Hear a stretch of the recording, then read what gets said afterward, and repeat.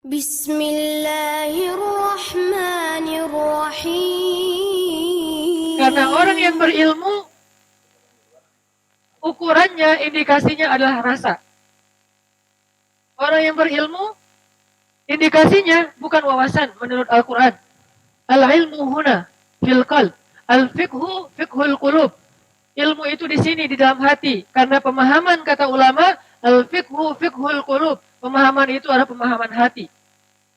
Sehingga orang yang berilmu, indikasinya adalah rasa di hatinya. Apa buktinya, Ustadz? Buktinya, innama yakhsyallaha min ibadihi al-ulama. Sesungguhnya yang takut kepada Allah di antara hamba-hambanya siapa? Orang yang berilmu. Berarti orang yang berilmu, ukurannya adalah rasa takut kepada Allah. Rasa. Dan rasa itu adanya di sini. Dan itu namanya iman. Salah satu di antara cabang iman, al-khawf, al-hub, al-raja, al-mahabbah, dan seterusnya, dan seterusnya. Itu bagian dari iman. Al-khasyah, al-khawf, itu semuanya bagian dari iman. Sehingga ketika kita belajar iman, kita belajar akidah, kita belajar ma'rifatullah, artinya kita belajar yakin sama Allah. Sesederhana itu, teman-teman. Wah, berat juga ya, ilmu ma'rifatullah. Berat teorinya. Tapi lebih berat lagi, memasukkan teori itu ke dalam hati. Dan kalau itu berhasil, maka walaupun teorinya kita lupa, apa sih kemarin ayatnya, apa sih kemarin hadisnya, mungkin kita bisa lupa. Tapi rasa itulah yang akan mengarahkan hidup kita siratul mustaqim atau justru melenceng, dolin atau maghdubi alaihim, na'udzubillah min dzalik. Jadi makanya teman-teman, ayat ma wadda'aka rabbuka wa ma qala, coba kita ulang-ulang, kita hayati, kita belajar yakin, harus sampai ke tingkat nggak mungkin Allah benci sama saya. Nggak mungkin Allah dendam sama saya. Sehingga nggak ada lagi pertanyaan apa sih maunya Allah.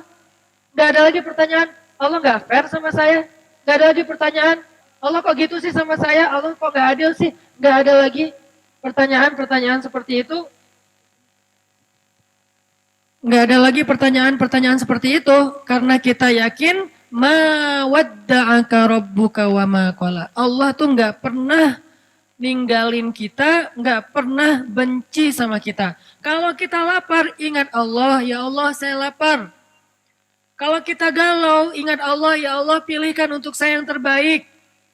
Yang hijabnya ala Turki atau yang hijabnya ala Arab. Yang pakai cadar atau yang pakai jilbab doang. Kalau kita galau, minta ke Allah, ya Allah pilihkan untuk saya yang pakai pakaiannya kuplukan atau yang pakai kopiah. Kan dua-duanya juga baik ya. Insya Allah.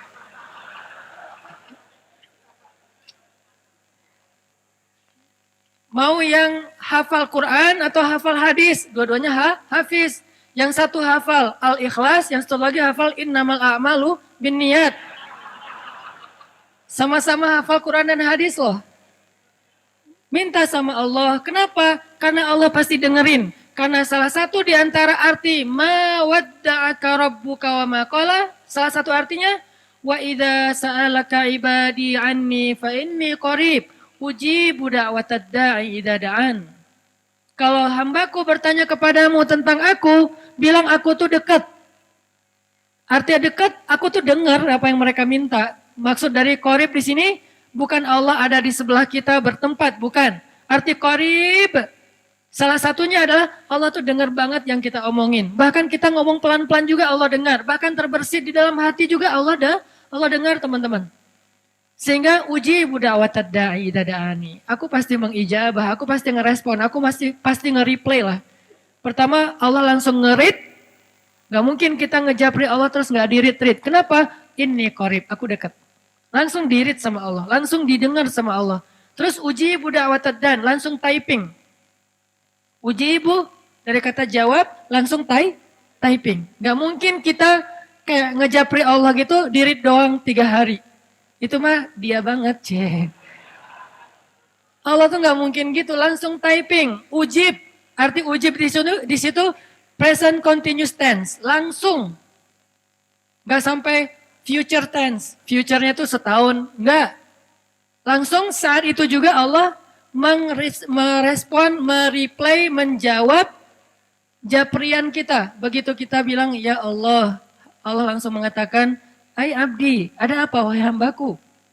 Ya Allah, halum ilayya abdi, ya Allah.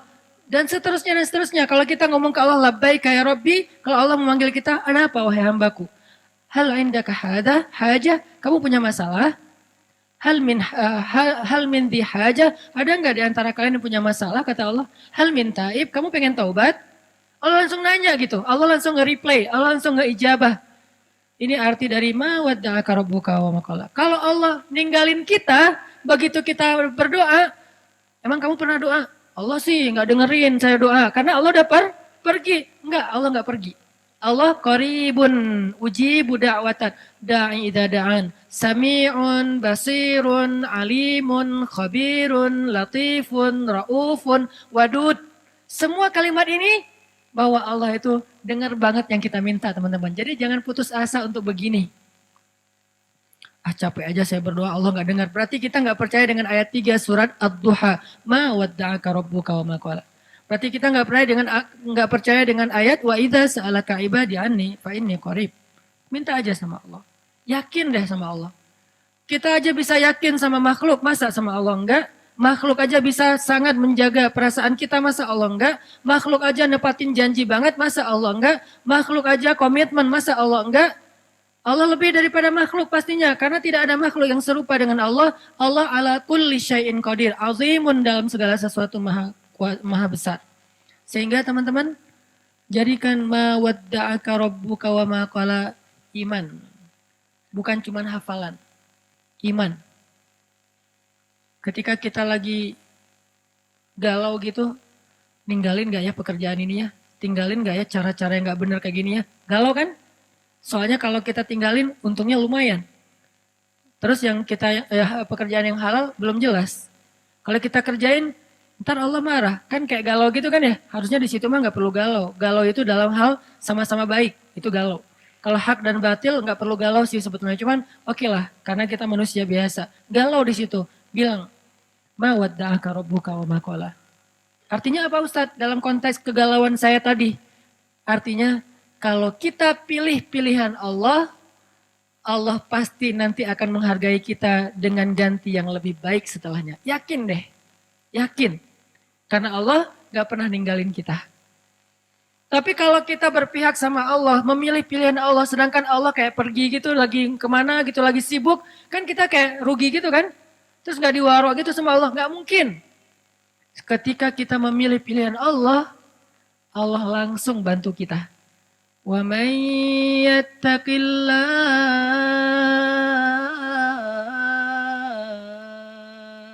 Siapa yang memilih pilihan Allah? Siapa yang taat sama Allah? Siapa yang menjalani perintah Allah? Siapa yang meninggalkan larangan Allah? Ini kan semuanya arti takwa kan? Wa man yattaqillah. Kalau kita taat sama Allah dalam hal menjalankan perintah, meninggalkan larangan, meninggalin hal-hal yang Allah gak suka, yaj'al lahu makhraja. Pasti dikasih jalan keluar. Gak mungkin gak. Mustahil 100% pasti dikasih jalan keluar. Pasti. Kata pasti ini jangan cuma diucapkan dengan lisan. Kata pasti ini harus masuk ke dalam hati kita. Di sini berlaku kalimat pasti, bukan insya Allah. Karena insya Allah itu berlaku dalam urusan kita. Tapi kalau dengan Allah, Allah sendiri yang berjanji. Dan janji Allah itu pasti Allah penuhi. Syukran ya Rabbi, syukran. Hadaita qalbi, syukran.